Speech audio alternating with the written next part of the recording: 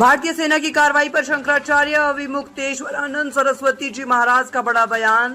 सेना का कदम सराहनीय, पाकिस्तान आतंक का अड्डा। पहलगाम आतंकी हमले पर कहा, पाकिस्तान आतंकियों को सौंपता तो ये स्थिति न आती। अब समय आ गया है कि ऐसे अड्डों को नष्ट किया जाए। भारत सरकार का कदम उचित भारत सरकार के कदम को उचित बताया। पूरी दुनिया समझे आतंक से नहीं, मानवता से मिलेगी शांति। विपक्षी दलों समेत पूरे देश सेना के साथ खड़ा। जवानों, सेनाध्यक्ष और सुरक्षा बलों की तारीफ। श्री राम श्री राम। बंधुओं, इस समय हम उत्तर प्रदेश के मेरठ शहर में हैं और देश की जो परिस्थितियां हैं उनके बारे में हमको अवगत कराया गया है। जो समाचार हैं वो ये हैं कि पड़ोसी देश पाकिस्तान ने आतंकवादी भेज करके हमारे देश के निर्दोष नागरिकों को पहले मारा और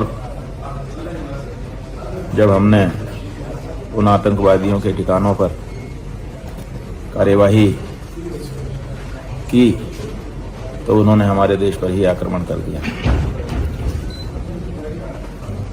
उन्होंने ड्रोन और मिसाइलों का भी प्रयोग किया है। गोलीबारी तो सीमा पर लगातार करते ही रहते हैं और अब उन्होंने हमारे रिहायशी इलाकों में से बहुत को निशाना बनाने की चेष्टा की। कल रात्रि में उन्होंने आक्रमण किया। हालांकि भारत की जो रक्षा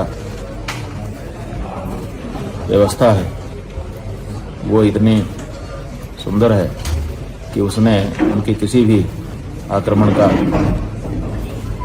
उत्तर दिया, विफल किया और अब ये पाकिस्तान के ऊपर जवाबी कार्रवाई भारत ने की है। इन सब परिस्थितियों में ऐसा लगता है कि ये वातावरण कुछ लंबा समय चल सकता है और इस समय बाकी के सभी कार्यों को रोककर देश के साथ खड़े होने की आवश्यकता है और इसीलिए हमने अपने आगामी जो 2 महीने के कार्यक्रम थे उनको निरस्त कर दिया है, जिनमें छत्तीसगढ़ के भिलाई शहर में होने वाला गौ प्रतिष्ठा महायज्ञ, जिसमें 1 करोड़ आहुतियाँ गौ माता के निमित्त दी जानी थी, जिसकी यज्ञशाला भी तैयार हो गई है। सारी तैयारियां हो चुकी हैं। 3-4 दिन बाद ही वो यज्ञ शुरू होने वाला था। वो कार्यक्रम भी निरस्त कर दिया है। वहाँ के जो आयोजक मंडल है उनसे चर्चा करके वहाँ पर विष्णु पुराण का व्याख्यान भी होना था, वो भी साथ में निरस्त कर दिया गया है। इसी तरह से ज्येष्ठ महीने में ही बिलासपुर छत्तीसगढ़ में जो विशाल गौ प्रतिष्ठा महायज्ञ होने वाला था, जिसमें 1 करोड़ से अधिक आहुतियाँ देने का संकल्प लिया गया था, उसकी भी तैयारियां पूरी हो गई हैं। उस कार्यक्रम को भी अभी के लिए स्थगित किया जाता है ताकि हम सब देश के साथ खड़े हो सके। बंधुओं, इस समय देश की जो परिस्थिति है उसमें सभी मतभेदों को बुलाकर एक साथ पूरे देश को एकजुट होकर के खड़े होने की आवश्यकता है।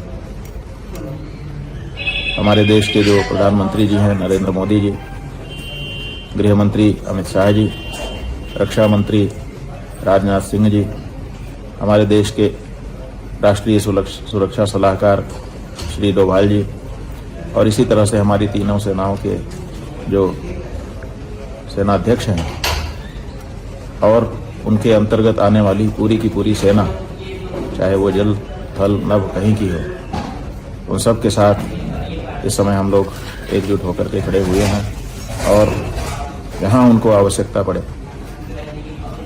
वैसे तो हम धर्माचारी हैं, लेकिन देश के लिए आवश्यकता पड़ने पर सेना के साथ लड़ने के लिए भी तैयार हैं और अगर किसी सेवा शिविर में जाकर के वहाँ पीड़ितों की सेवा करने का प्रसंग आए तो वहाँ भी हम अपने सहयोगियों के साथ जाकर के सेवा करने के लिए भी तैयार हैं। हमें सैन्य गतिविधियों का अनुमान है इसलिए क्योंकि अध्ययन करते समय हमने एनसीसी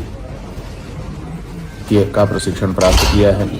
सेना के साथ जो कैंप होते हैं उनको भी हमने अटेंड किया है, इसलिए हमको इस बारे में पूरा अनुमान है कि सैन्य गतिविधियाँ कैसे होती हैं और हम शरीर से भी स्वस्थ महसूस करते हैं, कोई बाधा नहीं है। इसलिए अपने सभी आगामी कार्यक्रम 2 महीने तक के निरस्त करके हम पूरी तरह से देश के साथ खड़े हो रहे हैं। हम चाहेंगे कि पूरा देश एकजुट होकर के इस समय खड़ा हो और अपनी सरकार का और अपनी सेना का मनोबल बढ़ाने में अपना योगदान करे।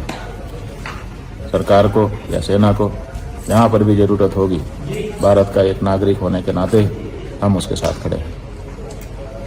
भारत की विजय हो और शत्रु परास्त हों, इसके लिए जो हमारे यहाँ धार्मिक अनुष्ठान होते हैं उन अनुष्ठानों को भी हम इस अंतराल में संपन्न कराएंगे और सुनिश्चित करेंगे कि भारत जैसे सदा से अपराजेय रहा है वैसे ही अपराजेय भी रहे। और साथ ही साथ जो लोग भ्रमवश या भूलवश भारत के विरुद्ध खड़े होने की गलती करते हैं उनको ये बात लंबे समय तक के लिए समझ में आ जाए कि भारत का जो पराक्रम है वो आपको आपकी भूल का अनुभव कराने में समर्थ है। जय भारत, जय भारत।